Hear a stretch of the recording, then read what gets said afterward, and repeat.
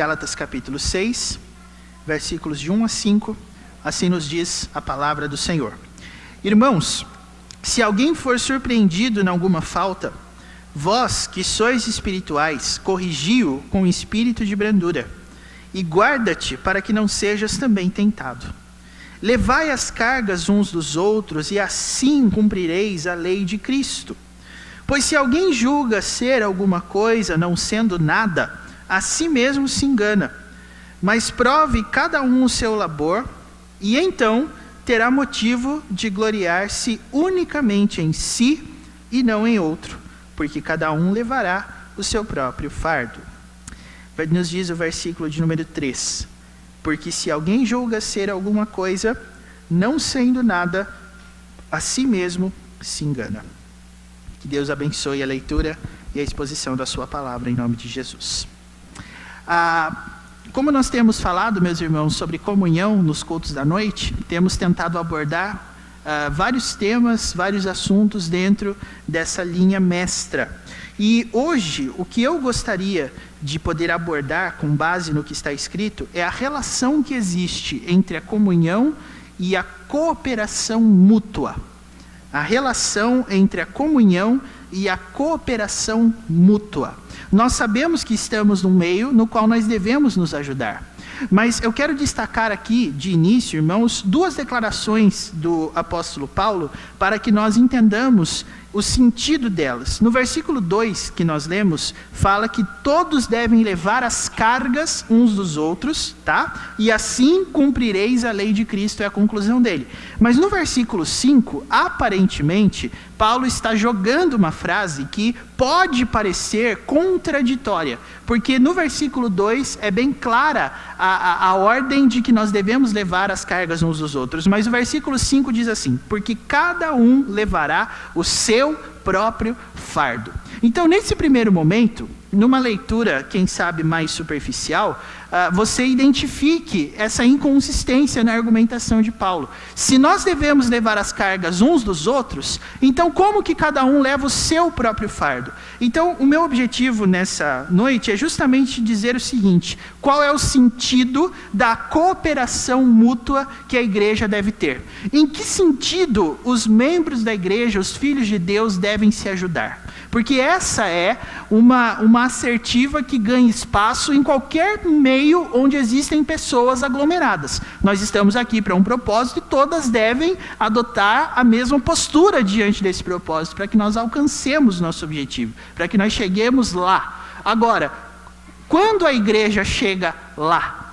Quando é que nós podemos dizer que nós estamos caminhando rumo a esse propósito, a esse objetivo? O que a igreja deve alcançar e, para isso, empregar esse princípio de levar o seu fardo, levar a sua carga? Um dado que pode nos interessar aqui, meus irmãos, é que tanto no versículo 2 quanto no versículo 5, embora nós tenhamos duas palavras diferentes, né? No 2 nós tenhamos a palavra carga e no 5 nós tenhamos a palavra fardo. É importante destacar que na língua grega, que é a língua original desse texto, são exatamente a mesma palavra. É que ela foi traduzida de um jeito no versículo 2, no português, e no versículo 5 de outro. Mas a ideia de Paulo é que isso que ele chama aqui de carga ou de fardo é exatamente o que deve levar a igreja a ajudar-se mutuamente, tá? Nós sabemos disso, meus irmãos, porque o versículo 1 deixa bem claro qual é o público-alvo de Paulo nesse sentido. Ele chama o seu público aqui de irmãos, ou seja, é uma descrição óbvia de quem está dentro da mesma fé. Inclusive, irmãos, ele segue essa linha de pensamento mais à frente, no versículo 10 aqui do mesmo capítulo, nós podemos perceber, o texto diz: por isso, enquanto tivermos oportunidade, façamos o bem a todos, mas principalmente aos da família da fé. Então, a ideia que Paulo está defendendo aqui, meus irmãos, é de algo que os crentes devem fazer por eles mesmos. Não é possível que o crente faça isso por outra classe de pessoas. E isso, para mim, é bastante curioso, porque já exclui automaticamente da nossa linha de pensamento e da nossa linha de argumentação algumas coisas que podem ser compreendidas como esse ajudar-se. Nós não estamos falando aqui, portanto, do suprimento de necessidades físicas, nós não estamos falando aqui do suprimento de dificuldades particulares que cada um possa viver nessa área, nós não estamos falando que você deve ser alguém que está ali dedicado a dar um pouco do que você tem para as pessoas, até porque isso na teoria é muito bonito, mas na prática nem todos têm condições de ajudar todos da mesma forma, do mesmo jeito. Paulo está falando, meus irmãos, de algo muito específico da igreja, e que compreender o que significa esse fardo, essa carga que os outros levam, é exatamente algo que somente o cristão pode fazer por si mesmo. E é isso, na verdade, o diferencial da igreja. Se nós ajudássemos e contribuíssemos com a sociedade do mesmo jeito que organizações, vamos dizer assim, humanas, sem esse lado guiado por Deus, sem a Bíblia, podem fazer, do mesmo jeito ou até melhor, então a igreja seria apenas mais uma organização. O que nós entendemos não é o caso. O que a igreja deve oferecer não é a mesma coisa que uma organização não governamental ou algum tipo de entidade filantrópica. A igreja não serve para isso e não está aqui para fazer isso. Qual é então, meus irmãos, esse fardo, essa carga que nós devemos ajudar uns aos outros a carregar? E como isso nos ajuda a entender o que a comunhão tem a ver com esse espírito de ajuda mútua? Pois muito bem. Nós temos que considerar, meus irmãos, que Paulo escreve aos Gálatas com alguns objetivos em mente. Primeiro desses objetivos, Paulo está defendendo o seu apostolado. E Paulo defender a si mesmo, assim como outras coisas que ele faz nas suas cartas, pode soar um pouco estranho para nós, porque nós vivemos num mundo onde tudo que é possível falar a respeito das pessoas é mal visto. Então, se você se declara capaz de fazer alguma coisa ou que faz algo muito bem feito, provavelmente isso vai ser mal interpretado e às vezes até mesmo pode ser que ao exaltar a sua capacidade você esteja tentando autopromover-se, é uma possibilidade. Mas Paulo, meus irmãos, defende o seu apostolado por causa de uma situação específica. Paulo estava percebendo na igreja de Gálatas dois problemas principais.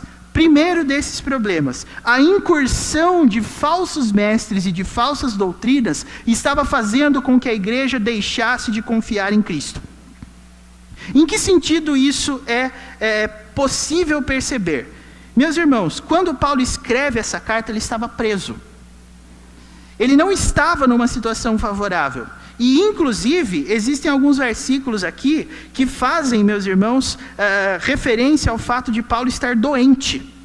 Então, Paulo não estava vivendo uma situação pessoal favorável. E isso era usado pelos falsos mestres para descredenciar a autoridade de Paulo. Então, é como se os falsos mestres entrassem na igreja e dissessem assim: se essas coisas ruins estão acontecendo com Paulo, então ele não pode ser uma boa pessoa e não pode estar falando a verdade, porque senão nós estaríamos vivendo um outro quadro.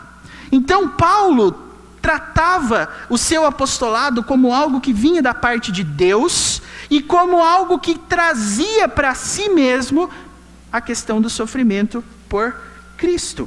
Vejam aqui, meus irmãos, que o apóstolo Paulo fala coisas que são extremamente interessantes, que mostram o quanto ele amava a igreja nesse sentido. Veja só, por exemplo, o que ele diz aqui no capítulo de número 3. No versículo 1, ele diz assim: ó Gálatas insensatos, quem vos fascinou a vós outros, ante cujos olhos foi Jesus Cristo exposto como crucificado? O que ele queria com essa pergunta? Ele queria afirmar o seguinte: vocês viram Cristo sofrendo, vocês acompanharam os relatos orais do sofrimento de Cristo, então como é que vocês estão descredenciando, desautorizando o meu sofrimento? Se o Salvador a quem nós pregamos sofreu na cruz, por que motivo você pensa que você também não pode sofrer? Por que motivo você pensa que você não pode viver a mesma vida e não tem que viver a mesma vida? Nós cantamos aqui, meus irmãos, sobre Jesus nos ajudar a carregar a cruz, e é interessante pensarmos nisso, porque a cruz foi algo que fez parte da vida do próprio Cristo. Então ele não está apenas nos ajudando de uma forma impessoal, como se ele não tivesse nada a ver com isso. Essa cruz que ele nos chama a carregar, é claro que isso tem todo um contexto, mas como eu não tenho tempo de explorar isso hoje, apenas fique com isso. A cruz que nós carregamos, Jesus carregou. Literalmente. O que ele nos manda fazer, ele fez. E Paulo faz essa pergunta para os Gálatas: se vocês viram o Senhor Jesus sendo crucificado, então quem é que convenceu vocês a pensar o contrário? Esse era o primeiro problema. Quando você e eu vivemos procurando uma vida mais simples, procurando uma vida sem dificuldades, uma vida sem sofrimentos, nós estamos, meus irmãos, perseguindo a utopia. Nós estamos perseguindo um alvo que não pode ser atingido de forma alguma.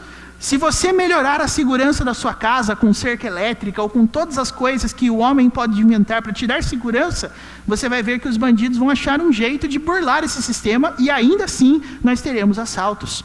Existem muitas teorias interessantes sobre como acabar com a violência no nosso mundo. Todos aqui viram durante a semana, por exemplo, o que aconteceu tanto na Austrália quanto no continente africano e aqui pertinho da gente, a 300 quilômetros em Suzano. Qual é a causa desse tipo de coisa? Para alguns, a causa é política. Para outros, a causa é ideológica. Mas para a Bíblia, irmãos, qual é a causa? A causa é que o ser humano é assim. Aquilo que você viu acontecendo é exatamente o que acontece nos corações de todos nós que queremos ser reconhecidos de alguma forma. Eu falei aqui de manhã na escola dominical que a polícia trabalha com essa possibilidade. Por que aquele massacre aconteceu? Porque aqueles jovens estavam preparando há 1 ano esse atentado terrorista com o único objetivo de ficarem famosos. Não tinha outro objetivo. E aí você pensa, mas então o homem pode fazer isso só para ficar famoso? Ora, acabou de acontecer. E aí você começa a pensar, o que você é capaz para salvar a sua reputação?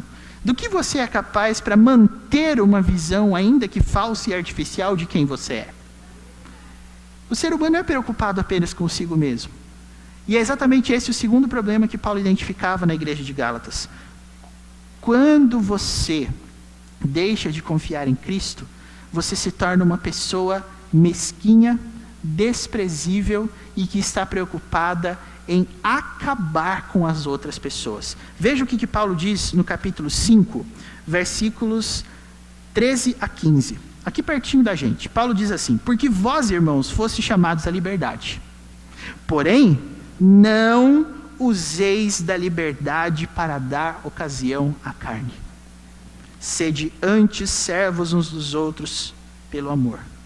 Porque a lei toda se cumpre em um só preceito, a saber, amarás o teu próximo como a ti mesmo. Aí Paulo diz assim: se vós, porém, vos mordeis e devorais uns aos outros, vede que não sejais mutuamente destruídos. O que o apóstolo Paulo estava identificando naquela igreja? Uma falta de confiança em Cristo automaticamente coloca outra no pedestal. Existe uma frase atribuída a estudiosos cristãos do século XIX, que é mais ou menos assim: quando uma pessoa não crê em Deus, não é que ela passa a crer em nada, mas ela passa a crer em tudo. O que isso significa? Isso significa que quando você não crê em Deus, não é que o pedestal onde você vai colocar um Deus, um ser para ser adorado, fica vazio. Você colocou outra coisa ali automaticamente. O que você colocou quando você não coloca Cristo? Adivinhe, você coloca você mesmo. Você coloca as suas projeções, os seus desejos, as suas vontades, a sua forma de ver o mundo, e por ela você começa a julgar e a interpretar os fatos que ocorrem ao seu redor. Por essa razão, você se torna uma pessoa que não ajuda ninguém. Porque se você está acima e os outros estão abaixo, então quem não faz o que você faz está errado. Quem não faz o que você faz vai para o inferno. Quem não faz o que você faz não tem salvação. Quem não faz o que você faz não é uma pessoa correta. E o que isso causa? Rivalidade dentro da igreja ou em qualquer círculo social. Quando você tem um querendo ser o dominador, querendo ser a referência, esse um não se preocupa em ser um modelo. Ele se preocupa em ser alguém que acusa, alguém que humilha, simplesmente para continuar no topo.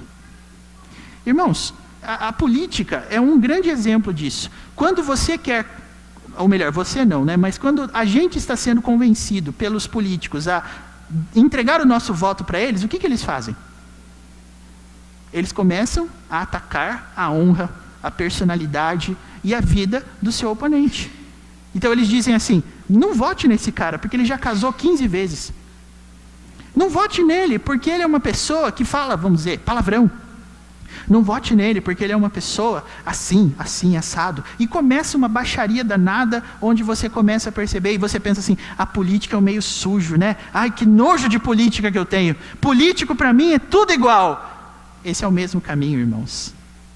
É só você perceber que quando você quer se manter como o paladino da moral, aquele que tem a maior proeminência em termos de postura, é exatamente isso que nós fazemos com nossos adversários. Não é que eles são nossos inimigos por natureza, mas a gente os torna inimigos. A gente diz, você conhece o fulano? Ele é todo assim. E essa é uma das críticas que, com um certo tempo de igreja, você vai ouvir muito, né? Você vai ver as pessoas dizendo assim, você conhece o fulano? Você conhece a fulana? Ele vai na sua igreja, não vai? Ó, mas uma coisa eu posso dizer para você. Ele não é isso aí que ele mostra na igreja. Quem aqui já ouviu isso? Agora eu vou mudar a pergunta. Quem aqui já disse isso? É exatamente isso, irmãos, que o apóstolo Paulo está dizendo. Quando a gente deixa de confiar em Cristo, quando a gente deixa de ver Cristo como nosso referencial de vida, nós tiramos Cristo e colocamos outra coisa, a gente mesmo.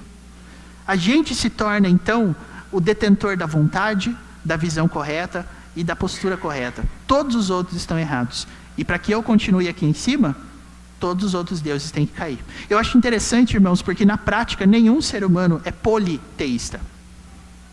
Nenhum ser humano vamos dizer assim, pode crer em várias coisas ao mesmo tempo. É um só. Só tem espaço para uma coisa dentro de você, que é o que você pensa. Uma simples razão. Se você acha, por exemplo, que... Vamos pegar aqui uma situação que é comum em quem costuma vir à igreja, né? Você deve ter o seu lugar preferido. Você deve ter o lugar onde você gosta de sentar, e você também, por outro lado, deve ter o lugar que você não gosta de sentar. Então, digamos que você olhe para o pessoal da galeria, que hoje são alguns irmãos que estão ali, e diga assim, olha, eu tenho raiva de quem senta na galeria. Pode ser que você olhe lá para cima e pense assim, para que sentar na galeria? E ao mesmo tempo pode ser que você da galeria olhe para baixo e pense assim, por que sentar lá no nariz do pastor? Por que sentar na frente desse jeito? Por que fazer esse tipo de coisa? Eu não entendo isso. E aí, irmãos, nós vamos ter que chegar numa conclusão. O que está certo? É sentar lá ou sentar aqui?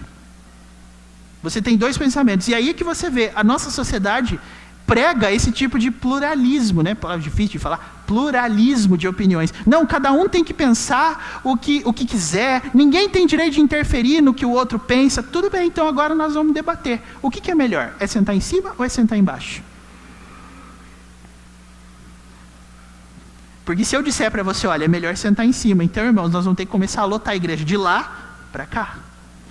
Se nós decidirmos que é embaixo, então é daqui para lá. Mas pode ser até que nós cheguemos nessa conclusão. Eu conheço igrejas que tomaram essas decisões. Olha, nós vamos botar um diácono alto, forte, bravo, parado na frente da escada da galeria, porque enquanto não lotar embaixo, ninguém sobe. Eu conheço pessoas que olharam para o diácono e falaram assim, se eu não puder sentar no lugar que eu gosto, eu nunca mais volto nessa igreja. E eu gosto de sentar lá em cima. Ainda que só tenha eu lá. Os irmãos estão entendendo onde eu estou querendo chegar? Esse é o ponto que o apóstolo Paulo está debatendo. E é isso que estava acontecendo aqui. Por essa razão, meus irmãos, o apóstolo Paulo trata essa questão da ajuda mútua no seguinte sentido. Versículo 1. Irmãos, se alguém for surpreendido em alguma falta, vós que sois espirituais, corrigi-o com espírito de brandura. A ideia aqui, meus irmãos, é que você vai se deparar com um erro, com o equívoco, com o pecado, em muitos momentos na sua caminhada, mas aqui Paulo está falando especificamente do erro alheio, não do seu próprio erro. O que fazer quando você encontra alguém errado na sua frente? O texto diz, vocês que são espirituais, façam o quê? corrigi-o. E pesquisando o termo grego correspondente, irmãos, ele poderia ser melhor traduzido como restaurai-o. Porque eu até entendo que o objetivo da tradução em português, quando corrigir, é você não pode permitir que aquela pessoa viva naquele estado. Mas até isso pode ser mal interpretado pelo nosso coração pecaminoso. Porque corrigir pode ser uma coisa muito bem feita de longe, não é? Eu posso aproveitar, por exemplo, um espaço que nem esse, que é público, e que tem uma pessoa pregando, e eu posso denunciar alguém, e aí o pastor, o presbítero, alguém vai pregar e vai lançar uma denúncia pública. Olha, irmãos, precisamos parar com tal coisa, que nós estamos vendo tal coisa, e você lá pensando assim, é isso aí, pastor, tem que falar mesmo, pastor. Só que isso é um erro, isso é uma coisa. E correção, meus irmãos, embora seja uma coisa legítima da palavra de Deus, a ideia da correção é sempre a restauração. Então, Paulo diz assim, se existe Espírito Santo no coração de vocês, então é preciso restaurar com um detalhe, com um espírito de brandura. O que é espírito de brandura? Passar a mão na cabeça? Não. Mas é falar de um jeito que você não dê a entender que você jamais cairia nesse erro. Sabe qual que é o grande problema que nós temos hoje, irmãos? Todos nós aqui concordamos que nós temos que combater o pecado, mas nem todos concordamos em quais pecados devem ser combatidos. Você já imaginou, por exemplo, se a gente começasse a combater o pecado de chegar atrasado na igreja? Assim, todo domingo que o Gé está na escala, eu digo para ele, Gé, 7h30 fecha a porta. Ele nunca me obedece. Mas se ele tivesse me obedecido, como é que ia fazer? Então, é exatamente isso que eu estou falando. Se você acha que chegar atrasado é um pecado imperdoável, talvez você não tenha este pecado, mas quer dizer que você não tem nenhum outro. Então, se você está incomodado com as pessoas chegando atrasadas no culto, eu vou dar uma dica bíblica para você. Com espírito de brandura, restaure seu irmão. E isso, irmãos, é exatamente o contrário do que Paulo denuncia no capítulo 5, versículo 15. Não vá morder e devorar o seu irmão, porque senão assim todo mundo vai ser destruído. E por que Paulo disse isso? Porque hoje você está repreendendo, mas amanhã você pode ser repreendido. Hoje talvez você seja a pessoa que está denunciando a postura equivocada, mas amanhã pode ser que a postura equivocada seja a sua. E quando você não entende isso, é porque a sua fé não está em Cristo, porque Cristo morreu pelos pecados. Cristo morreu para dar nova vida, para restaurar corações. Se você não se entende como alguém que precisa de Cristo, é porque você se vê como perfeito. E Paulo disse, se a gente começar a agir assim, nós vamos morder e devorar uns aos outros e todo mundo vai morrer. Agora, se você for surpreendido por algum pecado particular, corrija com espírito de brandura. E isso, irmãos, não é uma fala para a liderança, é uma fala para todos. É isso que o apóstolo Paulo está deixando claro aqui. Ajuda mútua é nesse sentido. Se você está incomodado com as posturas equivocadas dos seus irmãos, repreenda com espírito de brandura. E por que você deve ter um espírito de brandura? Aí vem a sequência do versículo 1. E guarda-te. Para quê? Veja o que diz o versículo 1. Guarda-te para que não sejas também tentado. O que isso significa? Isso significa que morder e devorar uns aos outros é assim. É você acusar, é você combater, é você reclamar, é você denunciar de uma forma que você se coloca como alguém que jamais caiu e jamais cairá. Mas o que Paulo está dizendo é diferente. Seja brando na correção, porque você também pode cair. Então, tem que corrigir? A Bíblia diz, tem. Tem que combater o que está errado? A Bíblia diz, tem. Mas o espiritual faz isso se guardando. O espiritual faz isso se protegendo. E é nesse sentido, irmãos, o versículo 2 diz, leve as cargas uns dos outros. Por que carga? Porque a carga que você tem sobre você é a sua própria vida. A carga que você tem sobre você é a sua própria santidade, é a sua própria postura. Se você cuida bem da sua santidade, você consegue cuidar bem da santidade dos outros. Por isso, leve as cargas uns dos outros. Entenda que o objetivo da igreja é um só, é fugir do pecado. Então, o que eu estou dizendo é que precisa ser corrigido? Sim. Precisa ser mudado? Sim. Precisa ser denunciado? Sim. Precisa ser tratado? Sim. Mas faça isso de maneira bíblica, com o espírito de brandura e guardando você mesmo. Para mim, esse é o grande problema que nós temos em muita gente que se diz defensora dos bons costumes e da verdade. Essa pessoa sabe tudo que está errado na igreja. Essa pessoa fala aquela frase que a gente comentou aqui, olha, fulano é uma coisa aqui e outra coisa lá, mas essa pessoa não tem espelho em casa. E isso só traz destruição, isso só traz problemas para a igreja, e todo mundo vai ser destruído assim.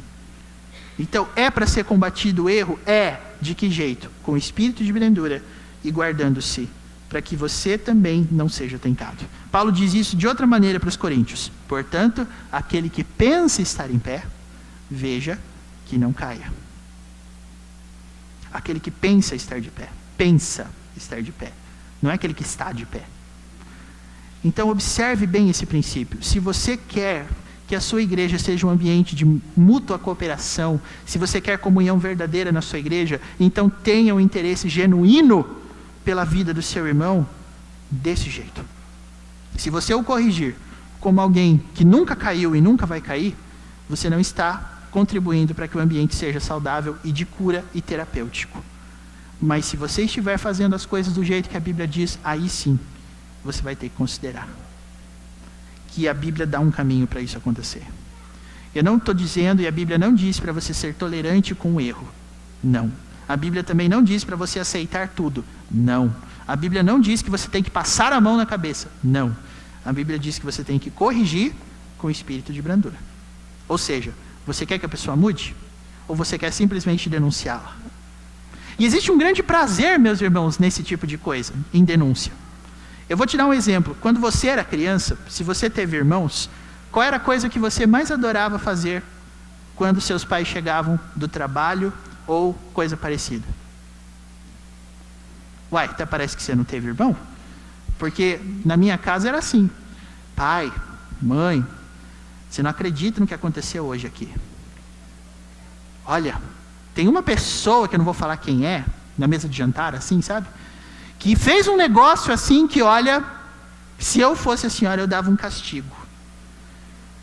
Gente, isso é tão prazeroso, porque daí a mãe olha, e ela fala, e ela repreende, e você está ali assim, ó, você está se deleitando com aquilo. Quem tem irmão sabe muito bem, porque na sua casa era assim e na minha também era. A gente gosta disso desde criança. É muito interessante porque as pessoas têm o ser humano, né, como se ele fosse puro desde o nascimento. Esse tipo de coisa mostra que não. Quando você fala na igreja em termos assim, é aquela, pastor, o senhor ficou sabendo? O senhor não ficou sabendo? Ah, mas então agora o senhor vai ficar sabendo. E aí o pastor vai lá, e a liderança vai lá e trata do problema, e você está ali pensando. É um deleite, assim, é uma coisa... Que é melhor do que quando você está jantando aquela comida maravilhosa, assim. A gente sente um prazer enorme fazendo essas coisas. Isso não é ser espiritual. Isso não é conduta para crescimento de igreja. Isso não produz comunhão. Por quê? Não porque eu estou denunciando o erro. Não, você não está denunciando o erro. Você está dizendo para as pessoas, com essa atitude, que você é melhor e que você não cai. Mas... pense comigo uma coisa, e aqui eu gosto muito de pensar na parábola do filho pródigo. Aquele filho pródigo tem um irmão mais velho, em Lucas capítulo 15 você encontra a história. E todo mundo aqui conhece, eu acredito, a história do filho pródigo, né? O menino que gastou lá a herança dele, com todo tipo de prazer mundano e não sei o quê, e voltou para casa e o pai aceitou. O irmão mais velho dele olhou para o pai e falou assim, pai, há tantos anos que eu te sirvo, sem jamais transgredir uma ordem tua, e o Senhor nunca me deu um cabritinho. Gente, por que isso é interessante? Porque acredite, há pessoas que chegam diante de Deus assim. Eu jamais desobedeci o Senhor, eu jamais descumpri uma ordem, eu cumpro a lei igualzinho está escrito aqui, e o Senhor não me premia do jeito que eu mereço ser premiado. Você vê o quanto não confiar em Cristo torna você uma pessoa mesquinha? Chegue diante de Deus e diga para Ele, nunca te desobedeci, Senhor. Sem Cristo, é esse tipo de coisa que sai da minha boca e da sua. A vida inteira eu fiz tudo certo, eu cumpri tudo, eu fiz tudo, e tudo que me mandava eu fazia, e não tem nada para falar de mim. É como se essa pessoa, quando ela chegasse lá no céu, digamos que o céu tem um porteiro, não tem, mas digamos que tivesse, a pessoa ia entrar sem precisar passar, né? Tem muita gente que se sente assim, irmãos, e sabe qual que é isso é um sintoma de uma doença chamada confiança em si mesmo. Falta de Cristo. E aí nós entramos no segundo ponto, que está nos versículos de 3 a 5. Você entendeu que a relação entre comunhão e ajuda mútua tem a ver com a restauração, com o esforço que nós devemos ter para restaurar as pessoas? Aí o apóstolo Paulo vai tratar dos intratáveis. Vai tratar de quem não entendeu o que ele falou. Versículo 3 diz assim: se alguém julga ser alguma coisa, não sendo nada, a si mesmo se engana. O apóstolo Paulo está usando aqui um recurso argumentativo que é próprio de alguém com bastante cultura. Ele está tentando fazer a pessoa se perder na própria cabeça dela. Então, em outras palavras, o apóstolo Paulo está dizendo assim: se você tem um conceito muito alto sobre você mesmo, como é que você trata os momentos em que você erra? Se você é uma pessoa que adora falar a respeito do erro alheio, então diga uma coisa: como você reage quando você erra? E por que eu acho esse argumento super inteligente? Porque de duas uma, ou a pessoa vai dizer assim: o meu erro ele não tem tanta importância, ou ele vai dizer assim: não, mas eu não erro. E é o que o apóstolo Paulo está dizendo: se você pensa que é alguma coisa não sendo nada, o que você está pensando sobre você? A si mesmo se engana. Percebam, irmãos, que esse engano não é um engano que vem do diabo e nem do falso mestre. Esse engano nasce aonde? A si mesmo se engana. Isso já está dentro de mim, isso já está dentro de você. E é por isso, irmãos, que antes de falar sobre isso, qual é o assunto que o apóstolo Paulo está tratando? Surpresa? Fruto do Espírito. Mas o fruto do Espírito é amor, é alegria, paz, longanimidade, benignidade, bondade, fidelidade, mansidão e domínio próprio. Isso aqui está dentro de mim e está dentro de você. E o apóstolo Paulo diz assim, versículo 4: prove cada um o seu labor. O que o apóstolo Paulo está dizendo assim: se você quer levar as últimas consequências do que você pensa, então agora nós vamos chegar à seguinte conclusão: você mesmo vai se avaliar. Você mesmo vai julgar a si mesmo. Você mesmo vai olhar para a sua vida e vai dizer se existe ou não existe erro. E ele diz assim: prove cada um o seu labor, e então terá motivo de gloriar-se unicamente em si e não em outro. Se você for uma pessoa que aprova tudo o que faz, então, Paulo diz, eu me calo. Mas se você for uma pessoa que identificar erro em você mesmo, conforme os seus critérios e não de acordo com os critérios de Deus, você está se enganando. Irmãos, por que Paulo disse isso? Porque ele sabia muito bem a constituição do ser humano. Paulo sabia muito bem que o pecado mora no coração de cada ser humano. E Paulo também sabe muito bem que, mesmo que esse ser humano não viva de acordo com os princípios da palavra de Deus, ele mesmo tem um código moral, um código ético que ele segue, que ele criou e que ele inventou. E que ele também sabe que todos nós vivemos em débito com o nosso próprio critério moral e ético de vida. Porque eu e você erramos, ainda que sejamos nós mesmos que estabeleçamos o que é certo e o que é errado. Ele sabe disso.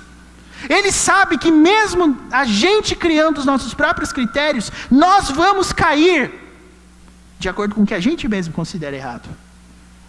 Mas aí é só você pensar assim, digamos que você considere a mentira o pecado, o pior pecado que existe.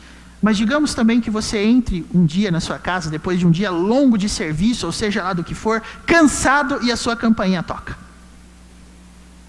O que você vai fazer? O que muitas pessoas fazem, não é? O que todos nós fazemos Manda a esposa atender, manda o filho atender. E se for para mim, diz que eu morri.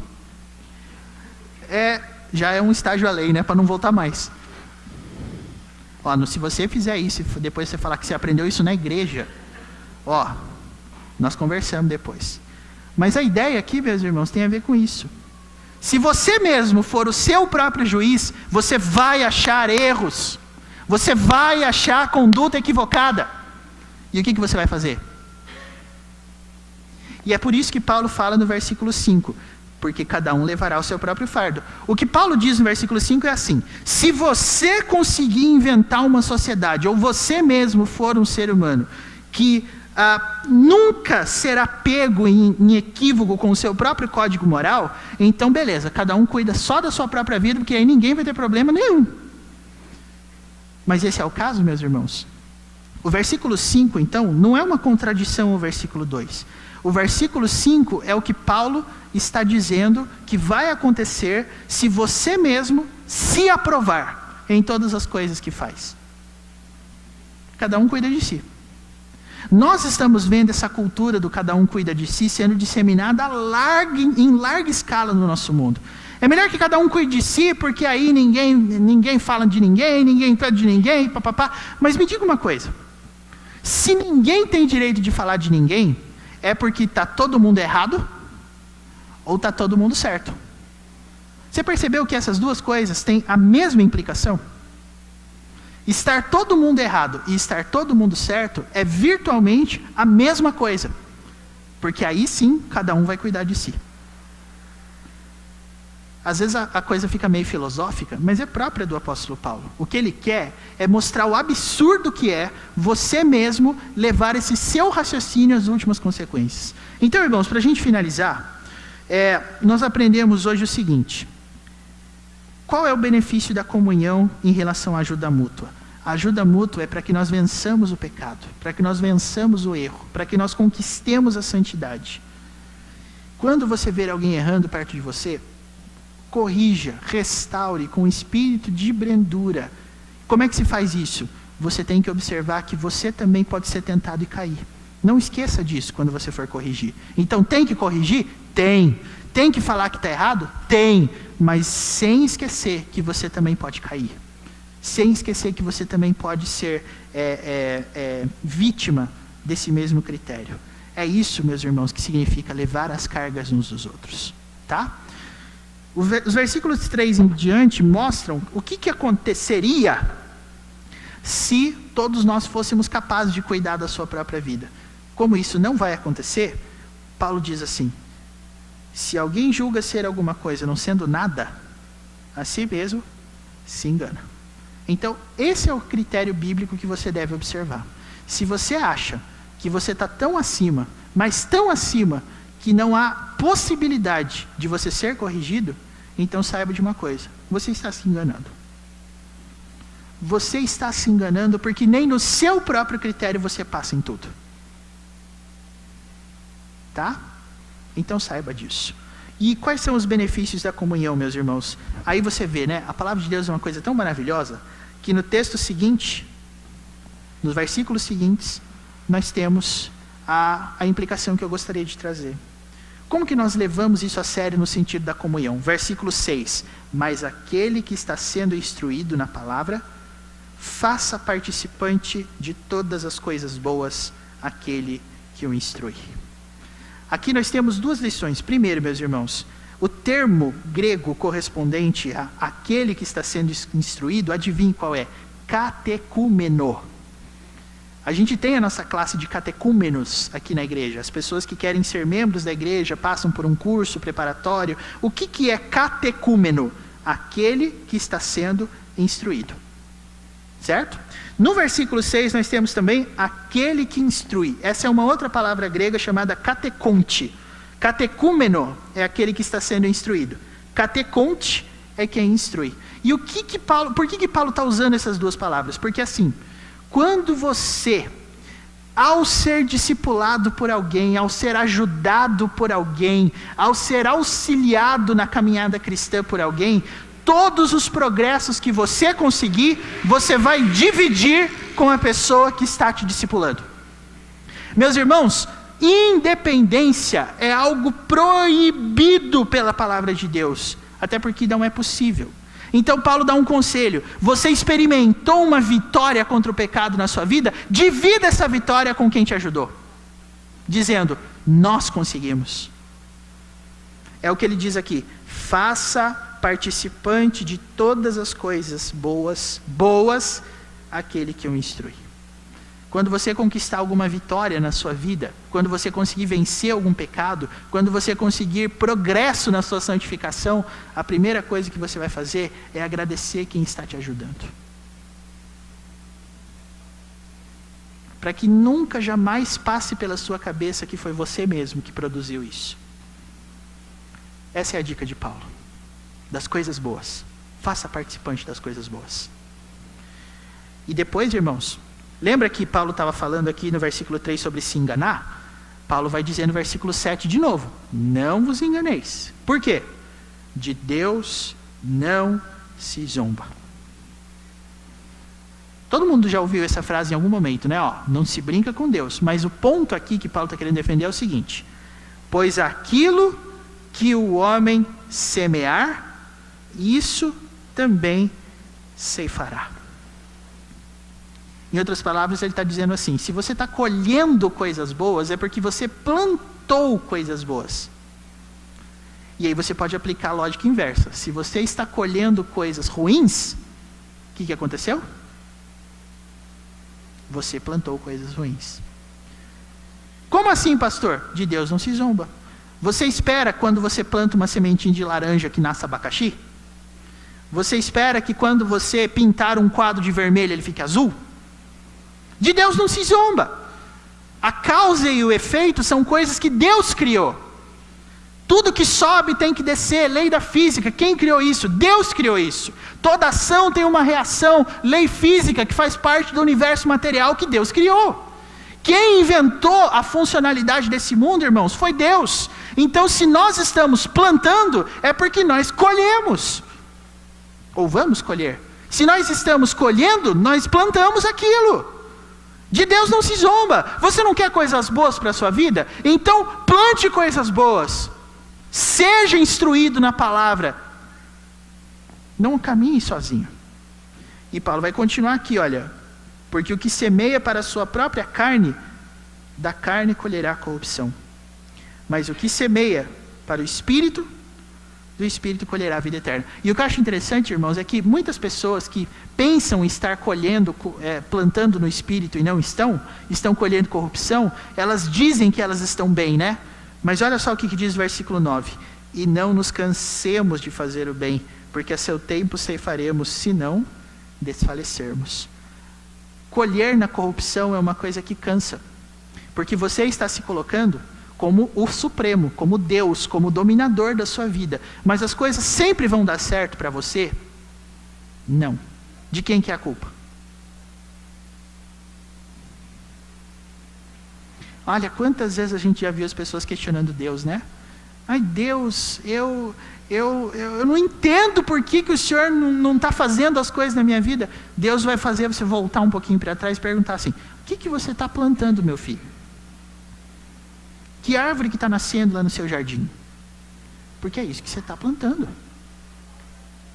Não tem outra forma de explicar isso. Você queria o quê? Você está plantando na corrupção, você vai colher o quê? Corrupção, ora. Não se brinca com essas coisas. E aí você percebe, né? Você está lá no alto da sua autoconfiança, no alto com L, na autoconfiança com U, né? Claro. E você está lá fazendo as coisas, dizendo, não, eu sou bom, eu posso, eu consigo. Aí uma coisa dá errado, você vai lá e fala assim: Deus, o Senhor me abandonou. Se Deus fosse humano, irmãos, eu acredito que Deus olharia para essa situação e pensaria: mas eu não fiz nada aqui. Nunca ninguém fez nada e o cara está lá vivendo do jeito que ele quer viver e depois eu sou culpado? É por isso que a instrução tem que ser branda, né? Como é um conselho que eu ouvi uma vez. É o melzinho na ponta da flecha, né? É esse tipo de coisa que acontece, irmãos. Você plantou, você vai colher o que você plantou. Com todo o espírito de brandura possível, entenda. É assim que as coisas são explicadas. Plantou? Colheu. É isso. Não tem outra coisa. É isso. Então entenda. O que faz você lembrar desse princípio, meus irmãos? É o que está escrito no versículo 6. Permita que as pessoas participem da sua vida. Não queira ser o suprassumo, não queira ser o poderoso, porque um dia o seu império vai cair. E vai cair de um jeito que primeiro você vai se sentir cansado. Já fiz, já fui, já voltei, já subi, já desci, não vi diferença. Esse é o problema. Mude a orientação da sua vida, seja humilde, humilhe-se na presença do Senhor, reconheça a sua soberania, e aí sim você vai poder encontrar alívio. Não é isso que Jesus disse? Vinde a mim todos os que estáis cansados e sobrecarregados, e eu, diz o texto, eu, Jesus dizendo, vos aliviarei. Essa é a palavra de Deus para nós no dia de hoje, meus irmãos. Então, se alguém julga ser alguma coisa não sendo nada, a si mesmo se engana. Não se engane. Quem semeia vento, colhe tempestade. Não se engane. E se humilhe. Que Deus assim nos abençoe, em nome de Jesus. Amém.